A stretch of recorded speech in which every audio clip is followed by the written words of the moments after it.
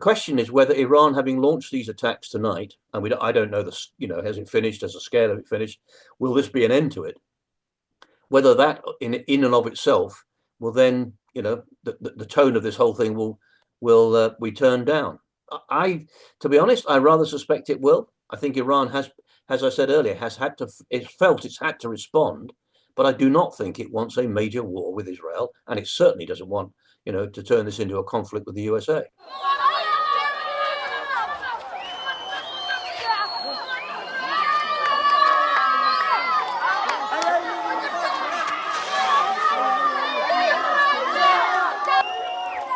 Well, there's obviously there's a lot of movement and a lot of things happening. Trying to keep up with it hasn't been easy. But Israel started their land incursion, which they claim is not an invasion. It is a limited incursion. And of course, that comes on the back of the recent attacks that they have been making against Hezbollah, when they have basically decapitated their command and control and caused a lot of damage. I mean, there's no doubt about it. Iran, I think, has felt necessary to respond in some form. They have made it clear for some time that they don't really want to be involved in a major war with Israel, and I think they've been reluctant really to start anything. But I don't think they've had any, from their point of view, they've had no option but to respond. So the launch of these missiles over the last few hours is in retaliation for what Israel have been doing to Hezbollah, rather than what they've been doing in Gaza or against the Houthis.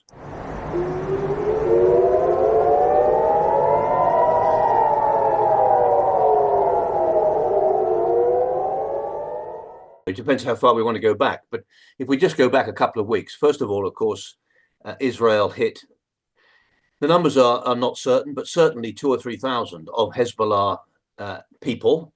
And we shouldn't forget this is a terrorist organization. So the technical attack, if you like, the use of the attack using pagers and other electronic equipment, was an extraordinary success, actually, from an Israeli point of view.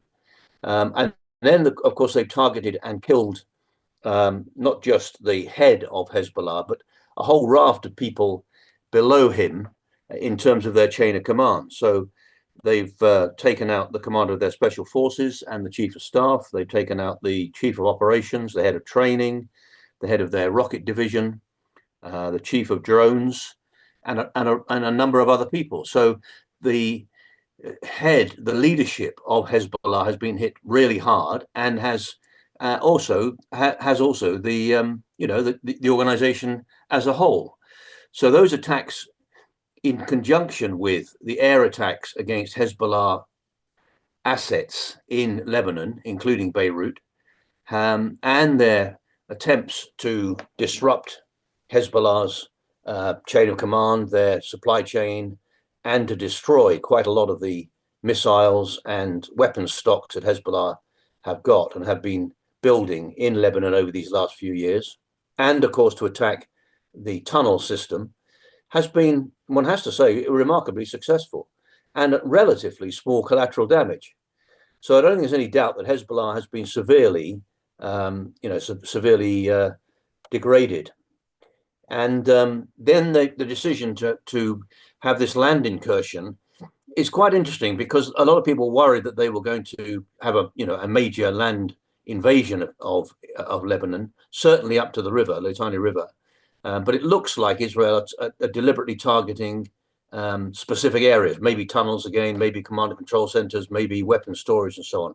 And at the moment, they don't seem to have had a very deep incursion into Lebanon. Their main aim, so they say, is to enable the people who have had to leave the towns and villages in the north of Israel and allow them to get home. Of course, they're not the only ones who've lost their homes. There are a whole pile of people too, several tens of thousands, of Lebanese who can't live in their own homes in the south of Lebanon, across the other side of the border.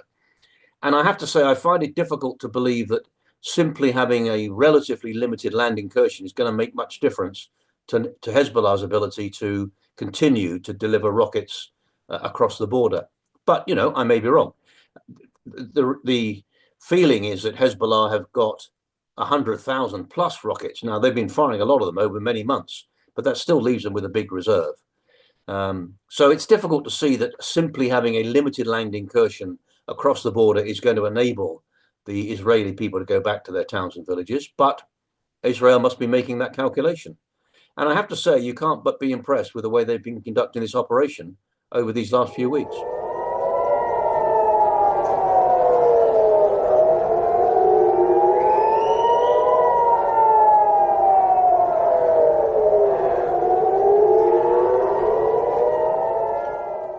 The trouble with these things is that you always end up with the unintended consequences. And all these campaigns and the ones that I've been involved in over the years take you to places you wouldn't necessarily have wanted to go.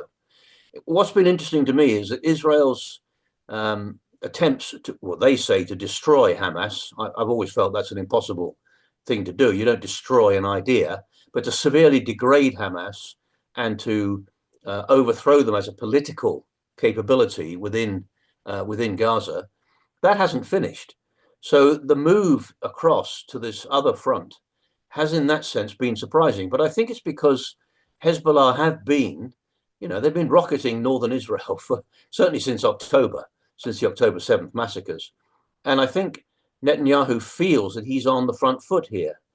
Whenever they've, engaged with Hezbollah and indeed the Houthis and the messaging they've been sent to Iran, they have received messages back that say, as I was saying earlier, that Hezbollah and Iran don't want a major land war or major war with Israel. And I suspect Netanyahu has seen that as a sign of weakness. So he feels on the front foot here. They've been obviously, well, I would say at a stalemate in Gaza. They've reached a point in Gaza where I suspect the military commanders have been saying to Netanyahu and the government, there's not much more we can achieve militarily here. You're going to have to somehow resolve this diplomatically. And Netanyahu, I think, sees he's on a run here, and he's decided that he's going to try and take Hezbollah and degrade Hezbollah as well. The problem is this is not going to draw a line under the whole problem. You simply generate a new generation of fighters. You deepen the resentment. You obviously are causing a lot of casualties, even though one could argue that Israel is conducting these operations relatively well in terms of collateral damage. Compared to previous campaigns and compared to strategic bombing in other wars, not just in World War II, but since, when you look at what happened in Syria and indeed in Iraq and so forth. So, they may be they may have some military success at the moment, but that military success will not bring about a resolution of this problem. All the military can do is to try to secure the environment and enable and allow space for the government to have some sort of dialogue, diplomatic and obviously political dialogue, to bring about some sort of longer-term peace agreement. But unless you have people who are prepared to forgive the past, draw a line and move on, this is difficult to see an end to this. Now, there have been leaders in the Middle East who've done that, and most of them have paid with their lives for the privilege of doing so. And that, the history of it is not good. Nonetheless, having said all of that, I think it's important to stress too that most of the Middle East countries do not like, clearly, Iran, but they do not like Hezbollah or Hamas or indeed the Houthis. And they have been quite pleased, certainly, not prepared to intervene in any way, that Hamas and Hezbollah have been hit so hard and have been degraded so badly, and that Iran's influence will be affected as a result. So countries like Jordan and Egypt and Qatar and the UAE and so forth, indeed Saudi Arabia, I think they don't want to intervene in this. They're quite happy to see the effect that Israel is having on these groupings.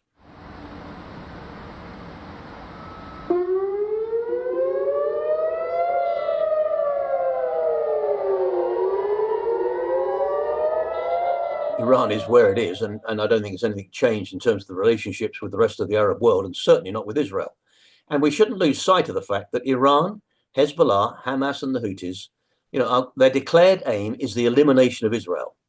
And therefore, in all of this conversation, I, for one, am quite clear that Israel has the right to defend itself. And when Hezbollah have been, lobbing rockets across the border and the October 7th attacks and so on, they, in my mind, fully justify what Israel have been trying to do. we can have a debate about whether they've responded appropriately in the military campaign and so on. But I don't think it's affected the relationships with the rest of the Arab world, or that Iran, in what it's doing, will have affected it. The question is whether Iran, having launched these attacks tonight, and I don't know this, has it finished? Has the scale of it finished? Will this be an end to it? Whether that, in and of itself, will then, the tone of this whole thing will be turned down. To be honest, I rather suspect it will. I think Iran has, as I said earlier, it's felt it's had to respond, but I do not think it wants a major war with Israel, and it certainly doesn't want, to turn this into a conflict with the USA.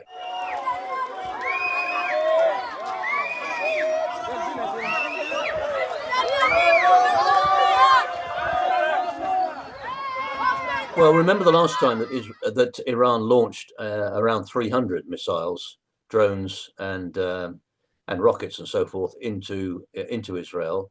The West, in inverted commas, America, the UK, and indeed other Arab countries like Jordan, intervened to shoot them down. And of those 300 odd rockets and so forth that Iran launched, only about 5 of them actually got through, and they all ended up in the desert doing no damage whatsoever. So America, I think, has been involved in shooting down some of these missiles that have been launched over the last few hours. If it was to continue, I suspect the UK and others would again be prepared to try and intervene and intercept some of these rockets and missiles. The part of the problem, I have to say, is that Netanyahu, frankly, I don't think could care less what the United Nations says. Israel does not trust the United Nations. We can have a longer conversation about the realities of that, but that I just think is a reality. And I don't think they're that worried or interested in what we, the UK, or many other countries have to say.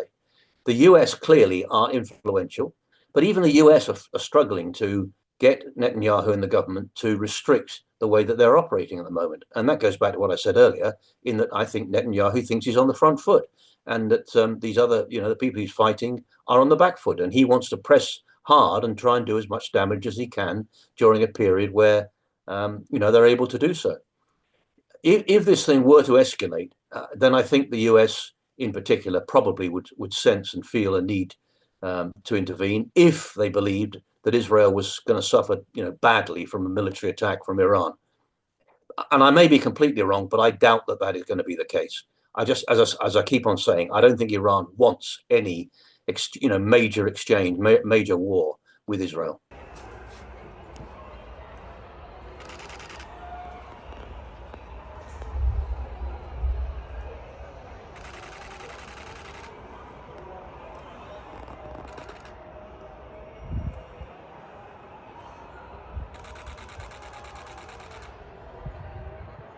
I mean, Israel has the ability, clearly, to launch not just missile, but air attack against Iran. And one of the issues that's on everybody's mind, or the back of everybody's mind in all of this, is the nuclear issue. And we know that Iran have been continuing to develop nuclear capability and so on. So I think it ranges, when he says there are consequences, it ranges from missile and air attacks. Also, one of the issues that I don't think has gained much exposure in the media is that Iran depends to a huge extent. I mean, as much as, 80-85% of its revenue comes from exporting oil, and it exports it from an island off the coast of Iran. So Israel could well attack and cut off, or do its best to cut off the ability of Iran to export its oil. And if it was to do that, then Iran would suffer economically, and they're in a bad mess already economically, and it's creating a lot of trouble internally. And of course, it's Iran that's funding Hezbollah and Hamas and so forth. They're reliant on Iranian money. So, from my point of view, I'm not sure I want to exchange, have a military exchange in mainland, in inverted commas, Iran. I take on their ability to export their oil.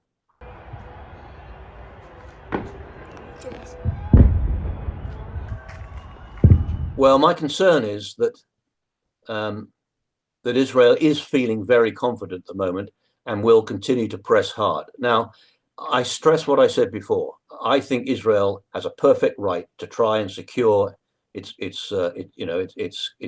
country and to defend its citizens and so on.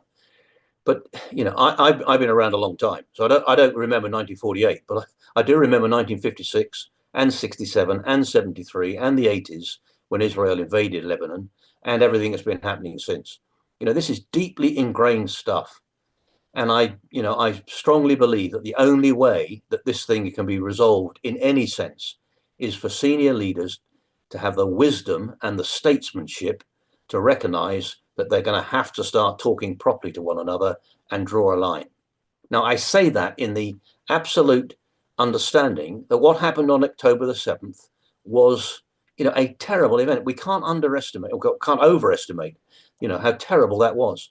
These people are a bunch of thugs. They're terrorists, and they're doing everything they can to kill as many people in Israel as they can, and they want to see the state of Israel disappear. Well, it ain't going to disappear. And until they and Iran realize the realities of that, and the Abraham Accords, need to be picked up again. Saudi Arabia was on the point of, I think, working closer with Israel. So the rest of the Arab world have got to get engaged in this, and I think clearly they are engaged to a large degree, but they need to open up conversations, open up discussions to try and rebuild what was happening under the Abraham Accords. The chance of that at the moment may be pretty slim, but I can't see any other better way forward.